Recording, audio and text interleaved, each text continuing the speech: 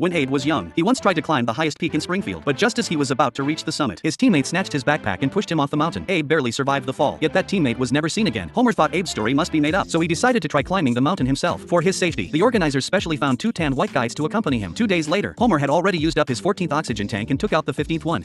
Dad, shouldn't you save a couple bottles for when you're a little higher? The 2 guides had promised the sponsors that Homer would definitely reach the top, so while Homer was asleep, they carried him to a higher part of the mountain. When Homer woke up, he only then realized he was already halfway up the mountain. At the same time, the sponsors were promoting heavily, claiming that after eating their energy bars, Homer had climbed straight to the halfway point. On the second night, the guides tried the same trick again, but something went wrong this time. Homer woke up shivering from the cold. He didn't want to keep slacking off like this anymore, especially with his son watching him from the foot of the mountain, so he fired the 2 guides and even told the sponsors about this, saying he was confident he could reach the summit because his backpack was full of their energy bars. These words panicked the sponsors, for they knew very well that their energy bars had no actual energy at all. But Homer insisted he wouldn't give up halfway and even turned off the radio. The sponsors had no choice but to announce publicly, from this day on, any of Homer's actions had nothing to do with their company. Bart was worried about his dad, but Marge had full faith in him. At that very moment, Homer was charging toward the summit. Although his physical condition was much better than before, in the face of such a steep mountain peak, no amount of stamina was enough. During the climb, he suddenly saw an elevator to heaven, a sign that he was not far from God. Yet the only radio he could use to call for help was snatched away by a goat.